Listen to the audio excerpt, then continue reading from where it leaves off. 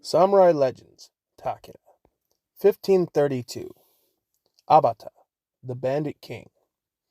In the land of Kai, Kagemune Obu, the right-hand man of Nobutora Takeda and wielder of Amaterasu, was headed for Imagawa lands with a gift from the Takeda to the Imagawa. However, Ujitsuna Hojo was not going to allow it. Kagemune Obu had killed Ujisado Hojo in an attempt to siege Odawara Castle. Ujitsuna had a mole in the Takeda, Iemoto Toki. Iemoto sent Kagemune's assigned route to Lord Hojo.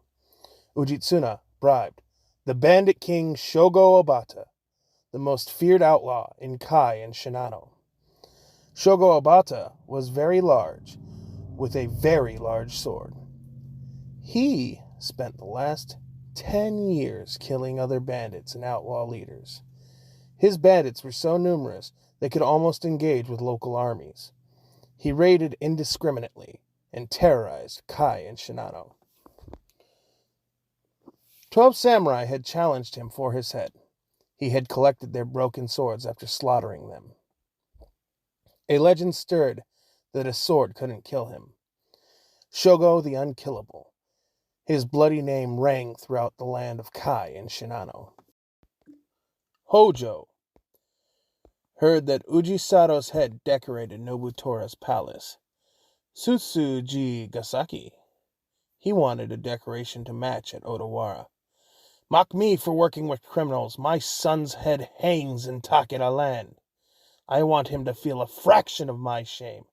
If I sent Hojo troops, I'd start a war with the Takeda again.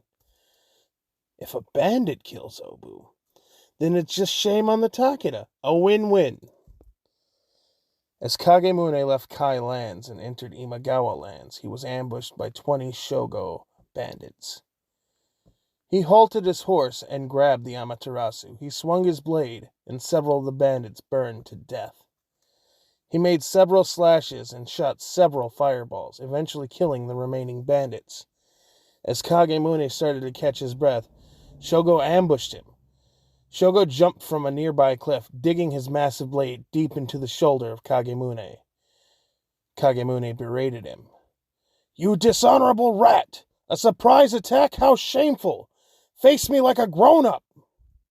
Kagemune pulled the blade from his split shoulder and struck at Shogo. The bandit king guarded against the Amaterasu with his massive sword, and the Amaterasu heated the sword to melting temperature. Then Shogo dropped the molten blade. Kagemune kicked him, knocking him on his back. He stood over him and smiled. "Bandit scum, I shall restore your honor with a warrior's death!" As he swung downward, he suddenly dropped his weapon and grabbed at his neck. He had been struck with something. Shogo laughed. "Fool! I didn't only bring a sword. I collect weapons from all those I kill.